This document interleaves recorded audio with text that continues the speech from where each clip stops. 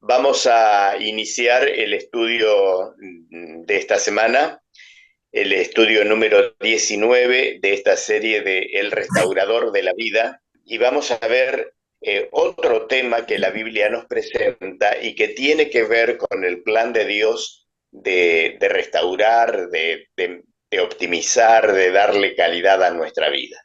Así que como lo hacemos en cada oportunidad, hoy también le vamos a pedir a Dios que nos ayude a entender esto que vamos a estudiar en su palabra. Así que vamos a hacer una oración. Si ustedes me acompañan, voy a orar. Querido Padre, gracias porque podemos estar juntos nuevamente para abrir tu palabra y te pedimos que, como lo has prometido, el Espíritu Santo nos ayude a entenderla. Te lo pedimos en el nombre de Jesús. Amén. El estudio número, yo dije 19 hace un ratito, me equivoqué, es el número 18. El número 18, Jesús y el don de profecía.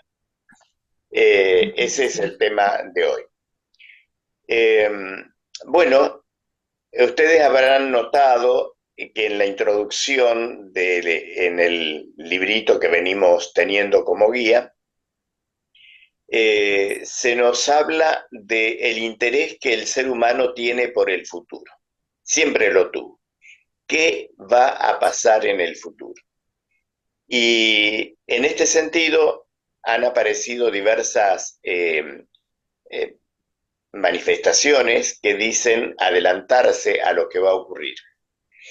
Entre ellas, cuando uno revisa la historia, han surgido experiencias de las más eh, exóticas, pero algunas perduran hasta el día de hoy, como los horóscopos, los videntes, tarotistas, gente que utilizando diversos recursos dice poder adelantarse al futuro.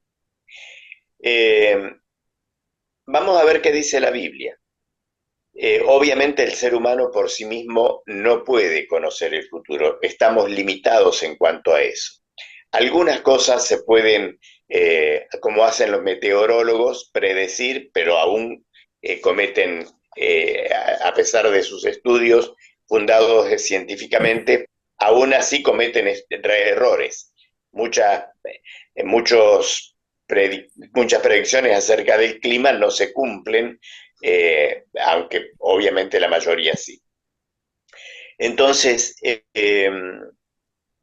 Dios tiene un recurso para hablarnos del futuro. Dios tiene mensajes proféticos, mensajes que nos envía a través de personas que Él usa para comunicarnos qué sucederá en el futuro y que la Biblia le llama o los denomina profetas. Ahora bien, también la Biblia dice que surgirían profetas falsos, profetas que dirían hablar en nombre de Dios, que dirían estar capacitados para predecir el futuro, pero que son falsos. ¿Y cómo hacer entonces para darnos cuenta si un profeta que dice ser profeta es enviado por Dios o no lo es? Bueno, la Biblia nos dice cómo distinguirlos. Eh, y entonces la Biblia también nos dice cuán importante es que nosotros prestemos atención a los mensajes que Dios nos hace llegar a través de los profetas. Vamos entonces a ir al texto bíblico. Bueno, vamos a ver entonces sobre quién escribieron Moisés y los profetas, los otros profetas que aparecen en la Biblia. Juan 1:45, Susana. Felipe encontró a Natanael y le dijo: hemos hallado a aquel de quien escribió Moisés en la ley y también los profetas, Jesús, el hijo de José de Nazaret. Bueno, ¿sobre quién escribió Moisés? Sobre el hijo de José de José. Nazaret. ¿Y quién era el hijo de José de Nazaret? Jesús. ¿Mm? Entonces, lo hemos encontrado, dicen en este diálogo, aquel de quien nos habló Moisés y los profetas. O sea que Moisés y los otros profetas del Antiguo Testamento hablaron o escribieron, mejor dicho, sobre Jesús. El personaje central de la Biblia es Jesús. Toda la Biblia gira en torno a Jesús. ¿Qué finalidad tienen los mensajes de los profetas para con el pueblo de Dios? Vamos a ver qué dice Amós 3:7, Lili. Nada hace Dios, el Señor, sin hacer su secreto a sus siervos los profetas. Muy bien. Entonces, Dios nunca actúa por sorpresa, como hay una de las opciones para completar en esta guía. No lo hace así. Él revela, cuenta a los seres humanos lo que va a hacer antes de hacerlo. Es cierto, no nos revela todo, pero todo aquello que tiene que ver con nosotros, que nos afecta a los seres humanos, Dios lo revela antes de hacerlo. Él no va a hacer nada sin comunicarlo primero a los seres humanos. De modo que fíjense cuánto nos tiene en cuenta el Señor, cuánto nos ama, cuánto le interesamos. Él no procede a hacer nada que nos afecte sin contárnoslo antes. Ahora, ¿cómo lo hace? ¿Cómo revela Él lo que tiene para revelar a los seres humanos? Números 12:6. Cuando se adelantaron los dos, les dijo, oíd ahora mis palabras. Cuando haya entre vosotros profetas del Señor, le aparecerá en visión. En sueños hablaré con él. Bueno, ahí dice cómo, cómo hace el Señor para comunicarse con los seres humanos. Acá hay dos opciones, dice por medio de personas y por medio de visiones y sueños. ¿Cuál es la correcta? Visión y sueño. Claro, pero ¿a quién se las da las visiones y a los sueños? Personas. Ah, claro, entonces las dos opciones son correctas. Nos envía su mensaje a través de personas, pero a esas personas les comunica el mensaje mediante visiones y mediante sueños. ¿Cómo es una visión? No lo sabemos, yo no lo sé porque nunca tuve una, pero será como ver una película que transcurre. El sueño ya sabemos cómo es porque todos soñamos, aunque no soñemos sueños enviados por Dios. Así que esos recursos tiene el Señor, visiones y sueños, donde nos cuenta el plan que Él tiene para nosotros y le pide al profeta que lo transmita para que sepamos todos. Bueno, ahora bien, cuando Dios convoca a alguien para que sea su profeta, su mensajero, porque no es que lo hace todo el tiempo, cuando Él convoca a alguien, ¿cuál es el propósito? Oseas 12:13. Dice, por medio de un profeta, Jehová hizo subir a Israel de Egipto y por un profeta fue guardado. Entonces, a ver, allí hay una cuestión clave. ¿Querés releerlo, por favor, Manuela? Sí, dice, por medio de un profeta, Jehová hizo subir a Israel de Egipto y por un profeta fue guardado. Fíjense la última parte. Bueno, si tenemos en cuenta la primera, por un profeta lo hizo salir de Egipto. Recuerden que el pueblo estaba esclavizado en Egipto. Dios lo elige una persona, Moisés, para organizarlos y salir de ese lugar donde estaban como esclavos. Y eso hace Moisés, organiza al pueblo y lo saca de Egipto. Acá dice para conducir y cuidar a su pueblo. Allí aparece la palabra guardar. Entonces, una profecía no está solo para informar sobre el futuro, porque pensamos en profeta, inmediatamente pensamos, el profeta nos dice qué va a pasar en el futuro, y eso pasa también. Pero no solamente el profeta está para informar sobre el futuro. De hecho, Moisés no hizo demasiadas predicciones, pero su función fundamental fue conducir y cuidar al pueblo de Dios. Y no solo Moisés, otros profetas también desarrollaron esa tarea sin ser la principal el dar profecías acerca del futuro. Entonces un profeta no solo predice el futuro, un profeta cuida al pueblo de Dios, lo conduce, le da indicaciones sobre cómo vivir, cómo proceder. Muy bien, ¿qué dice la Biblia acerca de la iglesia verdadera y sus características? Apocalipsis 12, 17.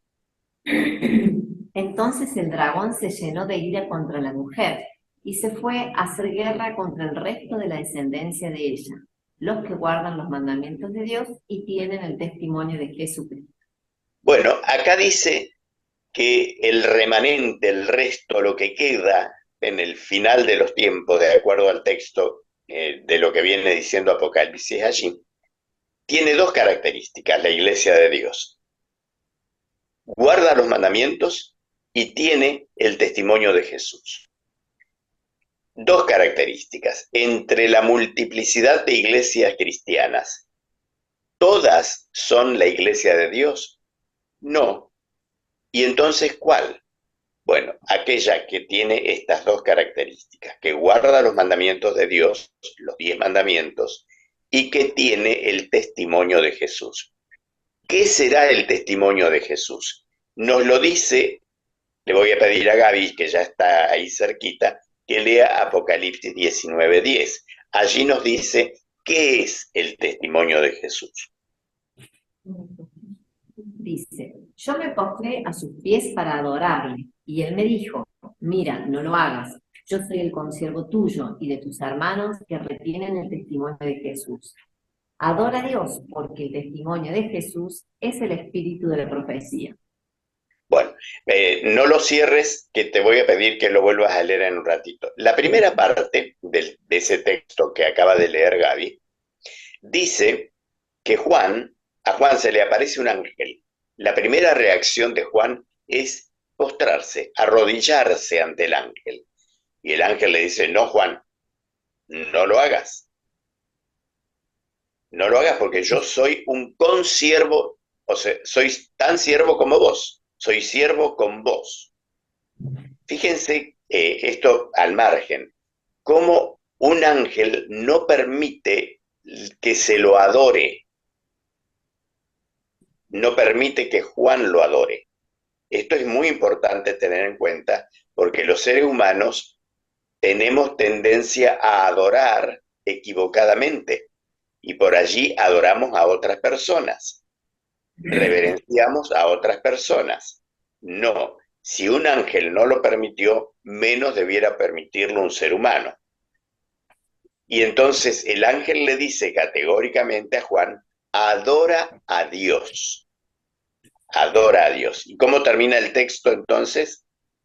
Porque el testimonio de Jesús es el espíritu de la profecía. Acá aclara lo que decía en el texto anterior. La iglesia guarda los mandamientos de Dios y tiene el testimonio de Jesús.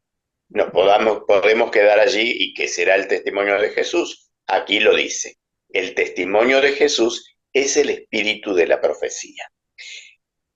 O sea, la iglesia verdadera, la iglesia de Dios, se distingue de las falsas en que guarda los mandamientos de Dios y tiene profetas.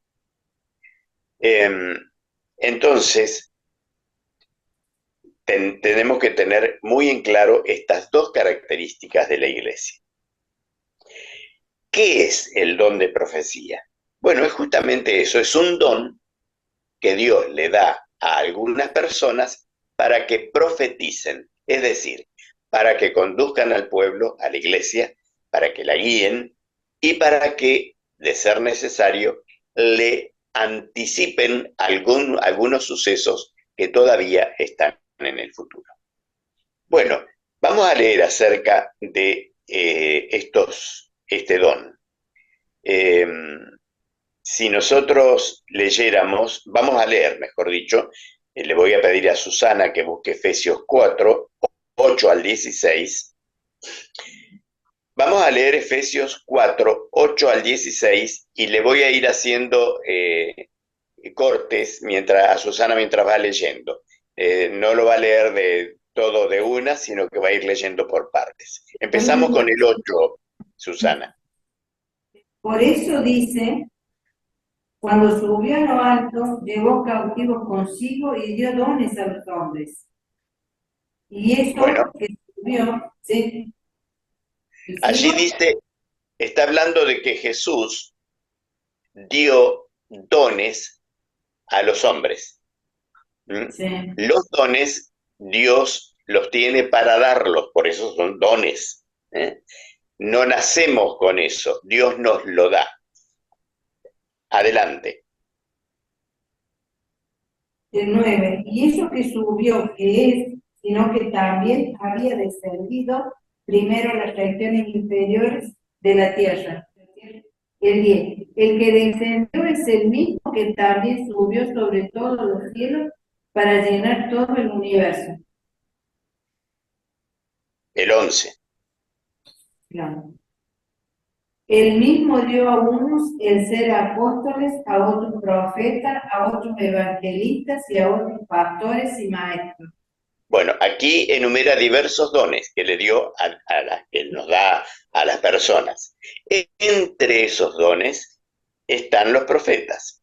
El profeta es profeta por una designación que Dios hace.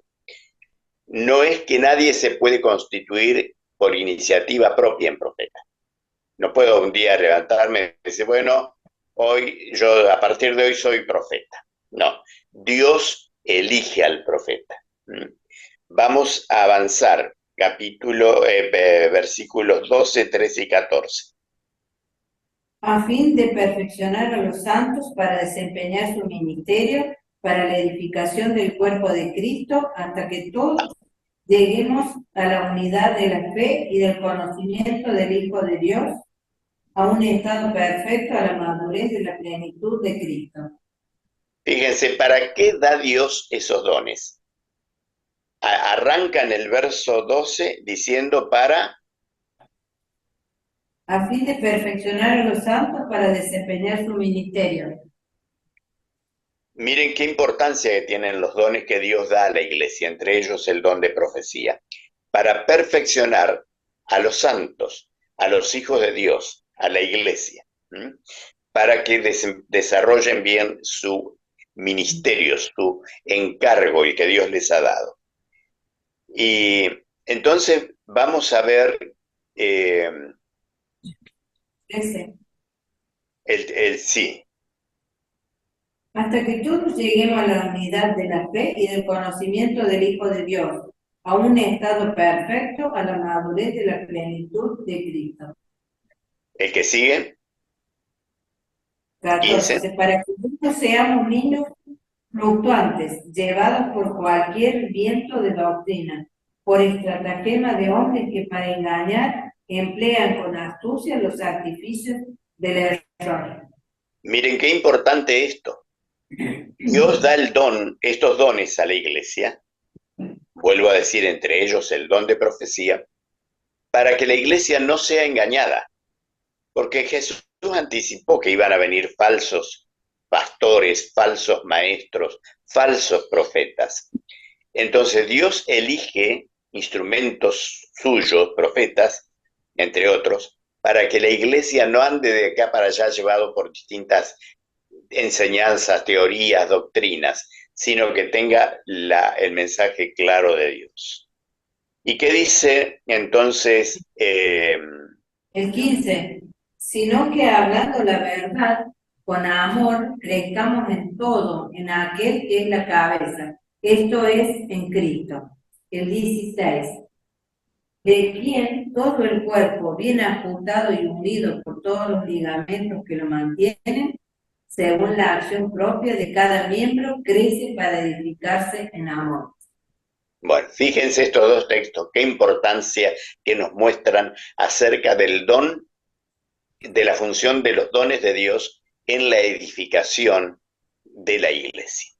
Muy bien, vamos a ir a Mateo 24:24, donde está la advertencia a la que ya hicimos referencia que nos hace Jesús. Mateo 24:24. Porque se levantarán falsos cristos y falsas profetas y harán grandes señales y prodigios para engañar. Bueno, no es A una elegido. exacto. No sería, entonces no es extraño, no es raro que aparezcan estas personas falsos profetas, falsos maestros, porque Jesús ya nos avisó y dice que aparecerán para engañar. ¿Mm? Entonces, si es que si esto es así, es tan importante para evitar ser engañados, Dios ya nos advierte en su palabra en qué debemos fijarnos para saber si estas personas son enviadas por Él o no lo son. Así que vamos a ir a los textos que nos indican cuándo un profeta es de Dios o no lo es. La primera característica está allí en la primera carta de Juan, 4, 1 y 2. Dice, amados, no creáis a los espíritus, sino probad los espíritus si son de Dios, porque muchos falsos profetas han salido al mundo.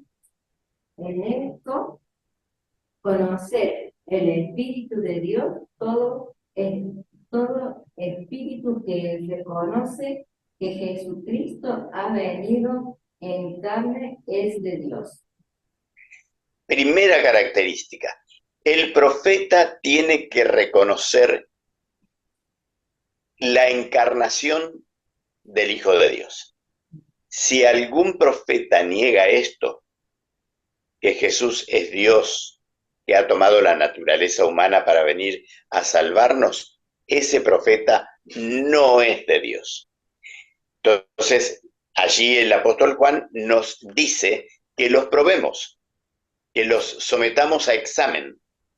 Si aparece una persona enseñando o negando la encarnación de Jesús, directamente no lo escuchemos porque no es un profeta de Dios. Segunda característica, Mateo 7, 15 y 16. Dice, guardaos de los falsos profetas que vienen a vosotros vestidos de ovejas, pero por dentro son lobos rapaces. Por sus frutos los conoceréis. ¿Acaso se recogen uvas de los espinos o higos de los abrojos? Bueno, fíjense que cuando esas personas aparezcan, no es que nos van a espantar con su apariencia o con sus enseñanzas de entrada. Dice que vienen como mansas ovejas. ¿Mm? Pero no nos tenemos que dejar llevar por eso, sino que por dentro dice que son lobos rapaces, y entonces, ¿cómo darnos cuenta? Allí dice por sus frutos, por lo que sucede en su vida.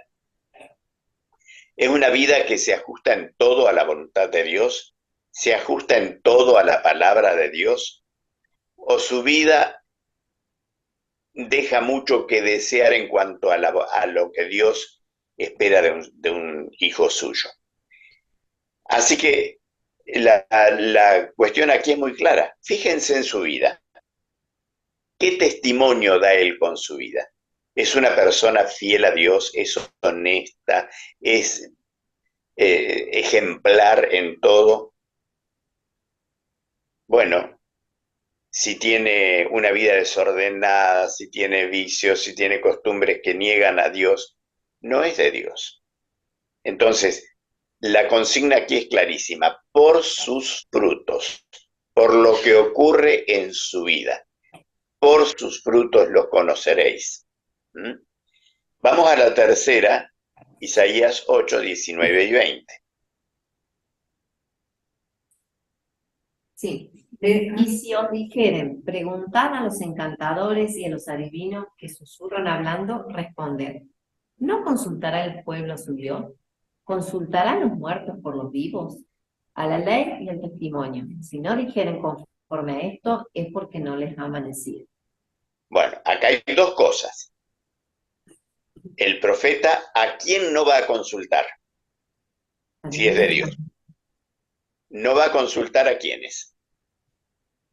A los muertos, a los adivinos.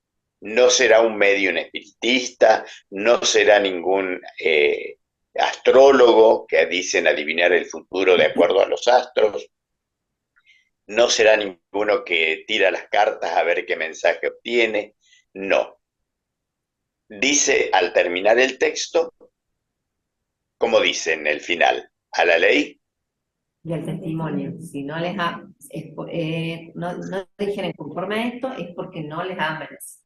no les ama, a la ley y al testimonio. Si no dicen de acuerdo a esto, no son de Dios. ¿Qué es la ley y qué es el testimonio? Para el pueblo de la antigüedad, los judíos, el pueblo de Dios en la antigüedad, la ley era la Biblia que tenían en ese momento, que era el Antiguo Testamento. Y el testimonio era lo que Dios ya había revelado. Entonces, si el profeta habla y en sus enseñanzas no se basa en lo que ya Dios reveló, no se basa en la Biblia y en el cumplimiento de los mandamientos, entonces no es de Dios. Nunca Dios va a dar un mensaje a través de un profeta que contradiga lo que ya reveló antes. De modo que el mensaje de un profeta tiene que estar de acuerdo a lo que la Biblia dice y tiene que guardar los mandamientos de Dios. Si no ocurre esto, no es de Dios. Bueno, y entonces vamos a ver la cuarta característica que está en Deuteronomio 18, 21 y 22. Este texto yo no lo había dado, pero si alguna ya lo encontró, léalo por favor. A mí, y si te Bueno, preguntas, ¿cómo conoceremos la palabra que el Señor no hubiera hablado? Si lo que el profeta habla en nombre del Señor no se cumple, es palabra que el Señor no habló. Con soberbia la dijo ese profeta. No tengas bueno, temor de él. entonces, si el profeta dice que va a ocurrir algo y no ocurre, bueno, entonces no es de Dios. Si predice algo, pone una fecha, llega el momento y no ocurre, no es profeta de Dios. Habló por soberbia. Bueno, tenemos muchos ejemplos de personas que han preanunciado cosas y no sucedieron, de modo que no son de Dios.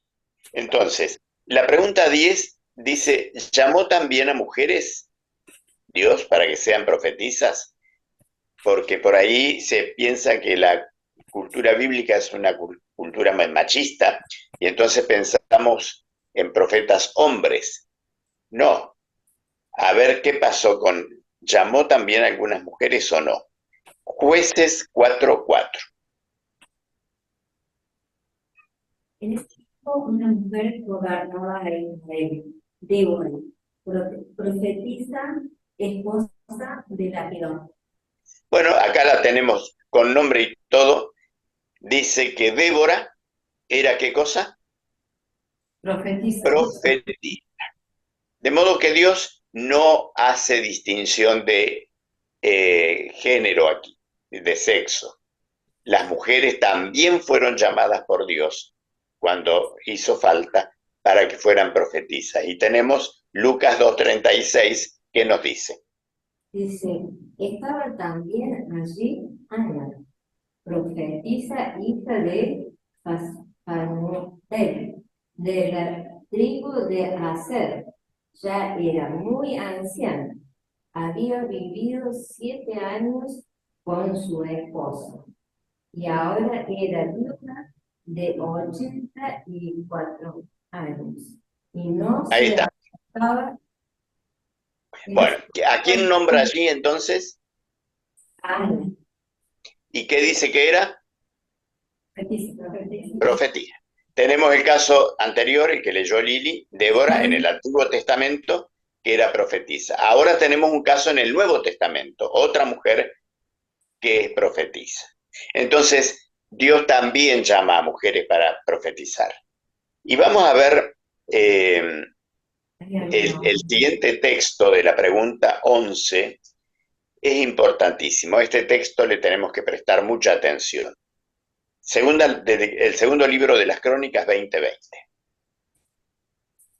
Sí, dice, y cuando se levantaron por la mañana, salieron por el desierto de Tecoa.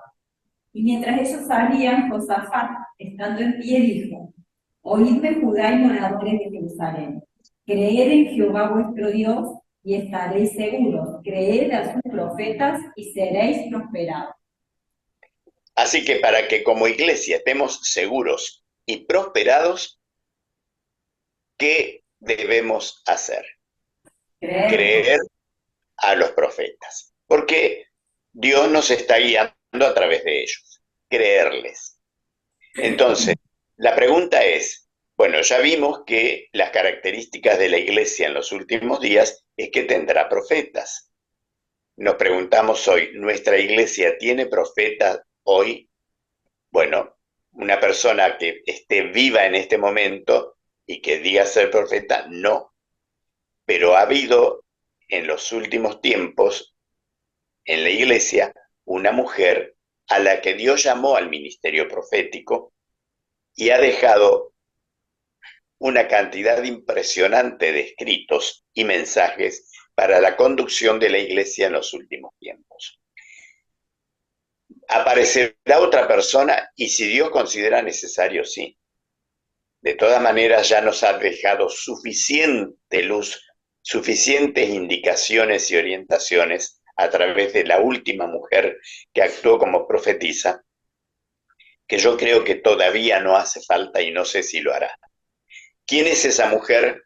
Bueno, esa mujer es Helena Gould Harmon de White. Es una mujer de la cual podemos buscar para tener más notas biográficas sobre ella, pero esta mujer cumplió con todos los requisitos que la Biblia da para evaluar a una persona si es o no profeta. Y ustedes tienen en la página 58 unas explicaciones importantes adicionales que nos indican que efectivamente Elena White fue profetisa de Dios. Exaltó a Jesús como el Hijo de Dios, que se hizo hombre, que tomó la naturaleza humana, que murió en la cruz en nuestro lugar para salvarnos del pecado. Los escritos de Elena White han sido traducidos a muchos idiomas. Están disponibles hoy para todos nosotros. Y no vamos a encontrar en sus escritos nada que contradiga lo que Dios ya reveló en la Biblia. Y obviamente ella se ajustó a los 10 mandamientos perfectamente. Los frutos, que decía el texto que leímos hoy, que por sus frutos los conoceremos, esta mujer fue una cristiana auténtica, evidenció en su vida los frutos de un cristiano ferviente y amante de Jesús. También en el ministerio profético de Elena White hubo algunas cosas llamativas que no son definitorias de un profeta, pero que ocurrieron, y allí tienen ustedes algunos fenómenos físicos que ocurrieron mientras ella recibía visiones de parte de Dios. Y finalmente, no fue la función principal de Elena White predecir el futuro, pero sí tiene algunas predicciones, y ustedes van a encontrar algunas allí. Así que yo no puedo decirles, crean así ciegamente que Elena White es una profetisa de Dios. Lo que hay que hacer es leerla, leer sus libros, leer sus escritos, y analizarlos y por nosotros mismos ir comprobando si lo que ella escribió se ajusta o no a la voluntad de Dios ya revelada en la Biblia. Y si corresponde entonces que aceptemos o no eso. Dice el compromiso de fe de la página 57. Creo que Dios envió profetas a lo largo de los tiempos para revelar su voluntad. Por lo tanto, acepto la revelación de Jesús mediante los profetas verdaderos como venido de Dios. Ojalá que creamos en los profetas de Dios y sobre todo que creamos también que esta última mujer llamada al ministerio profético, Elena White, fue una profetisa de Dios y que estemos atentos, además de la Biblia, a lo que ella ha dejado escrito para la Iglesia en los últimos días. De acuerdo a lo que ella escribió sobre educación, es que la Iglesia tiene la vasta red de su sistema educativo. De acuerdo a lo que ella escribió sobre salud, es que la Iglesia tiene una red también vastísima de instituciones médicas y de salud, para destacar dos aspectos de su ministerio profético. De modo que bien haremos en ir leyendo uno a uno sus libros para encontrar orientaciones precisas y claras para nuestro bienestar. Por eso el ministerio del don de profecía tiene que ver con la restauración de nuestra vida.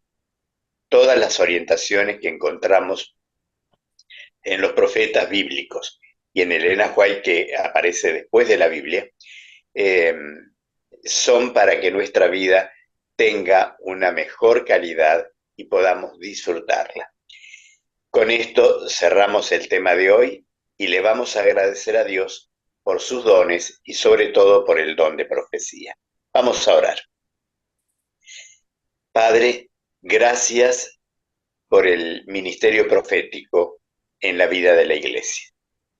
Gracias por darle a la Iglesia ese don. Queremos rogarte que nos ayudes a estar atentos a las indicaciones recibidas a través del don de profecía.